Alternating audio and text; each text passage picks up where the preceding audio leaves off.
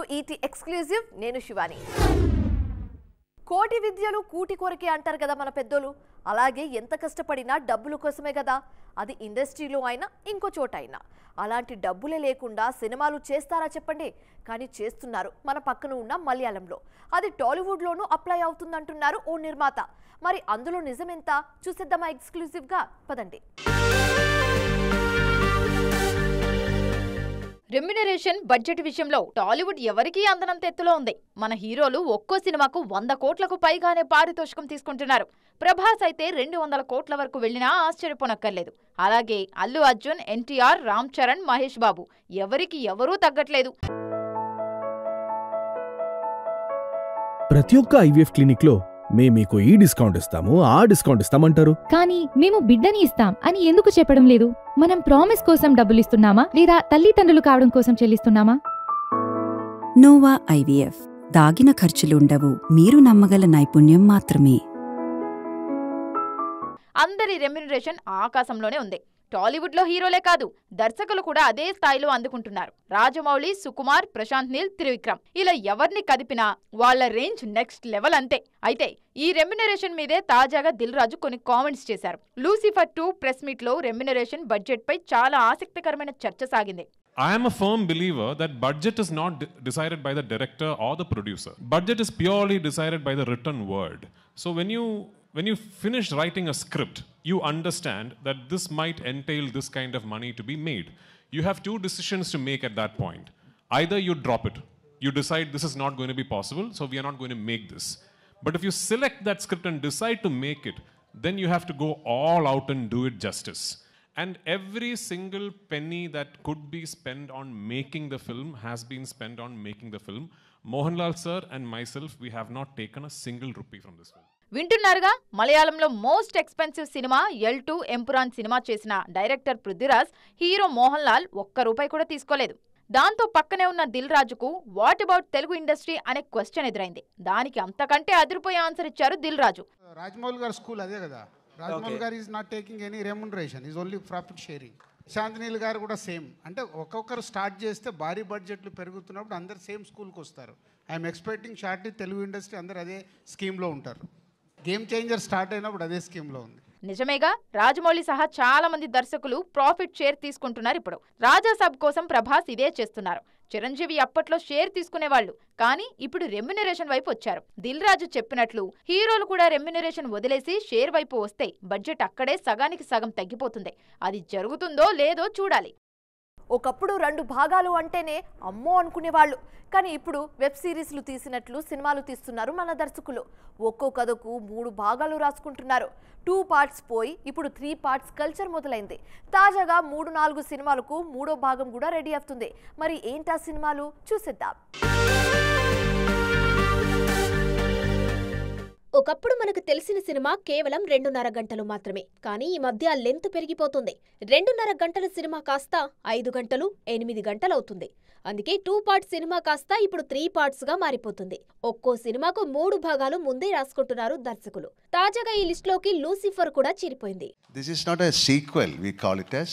We have already planned 3 films on this subject. So now if Empuran is a hit, then we will come out with a third. We all together will pray for the success of this film, because we have taken that kind of pain to complete this film. We have taken almost 2 years. It is nothing. 2 years is nothing to make a film. People are there to make 8 films in 10 years. But this is something very close to our heart, and we have done our justice. And Prithvi was very keen on making this film. వింటున్నారుగా, Lucifer కథను ముందు నుంచి 3 భాగాలుగా plan చేసుకున్నామని తెలిపారు Mohan Lal. Part 2 hit అయితే 3 కూడా ఉంటుందన్నారీన. తెలుగులో ఇప్పటికే పుష్పకు ఇదే ఫార్ములా అప్లై చేశారు సుకుమార్. ఇప్పటికే 2 పార్ట్స్ వచ్చాయి. రైస్, రూల్, రఫ్ ఆడించాయి. 2028లో ర్యాంపేజ్ కూడా ఉంటుందని కన్ఫర్మ్ చేశారు మేకర్స్. కేజీఎఫ్ విషయంలోనూ ఇదే చేస్తున్నారు Prashanth Neel. Part 1 blockbuster కావడంతో పార్ట్ 2 వచ్చింది.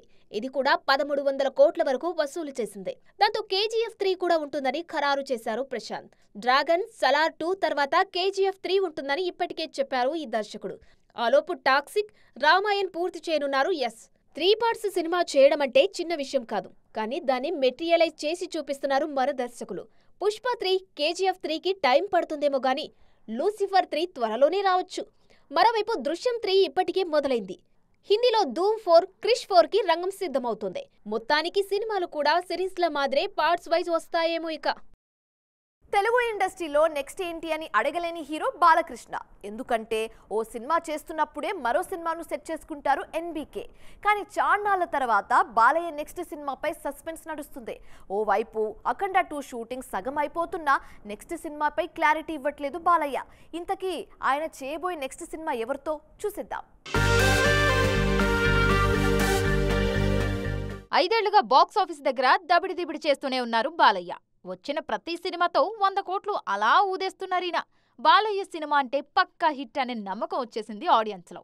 అఖండతో మొదలైన ఈ జైత్రయాత్ర వీరసింహారెడ్డి, భగవంత్ కేసరి, డాకు మహారాజ్ అంటూ కంటిన్యూ అవుతూనే ఉంది. ఓ సినిమా చేస్తున్నప్పుడే నెక్స్ట్ సినిమాకు ఓకే చెప్పేస్తుంటారు బాలయ్య.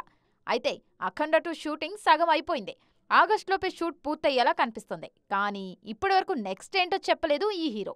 అయితే బాలయ్య కోసం గోపీచంద్ మల్నేని, హరీష్ శంకర్ లాంటి దర్శకులు కథలు సిద్ధం చేస్తున్నారు. గోపీచంద్ మల్నేని ప్రస్తుతం జాట్ సినిమాతో బిజీగా ఉన్నారు. హరీష్ శంకర్ మాత్రం బాలయ్య స్క్రిప్ట్ పై బిజీగా ఉన్నారు. కేవీఎన్ ప్రొడక్షన్స్ లో ఈ కాంబో రానుందని తెలుస్తోంది. అన్నీ అనుకున్నట్లు జరిగితే బాలయ్య నెక్స్ట్ ప్రాజెక్ట్ హరీష్ శంకర్తోనే ఉండే అవకాశాలున్నాయి. ఉస్తాద్ ఆలస్యం అవుతుండడంతో ఎన్బీకే కథపై ఫోకస్ చేశారు ఈ దర్శకుడు. ఎవడే సుబ్రహ్మణ్యం 10 ఏళ్ల జర్నీ పుణ్యమా అని నాగ్ అశ్విన్ మరోసారి ట్రెండ్ అవుతున్నారు. పనిలో పనిగా ఎవడే ముచ్చట్లతో పాటు కల్కి 2 సంగతులు కూడా పంచుకుంటున్నారు. కల్కి 2 సెట్స్ పైకి వచ్చేలోపు నాగి మరో సినిమా చేస్తాడంటూ వార్తలు వచ్చాయి. మరి దానిపై ఆయనేమంటున్నారు? నిజంగానే కల్కి 2 కంటే ముందు మరో సినిమా చేస్తారా?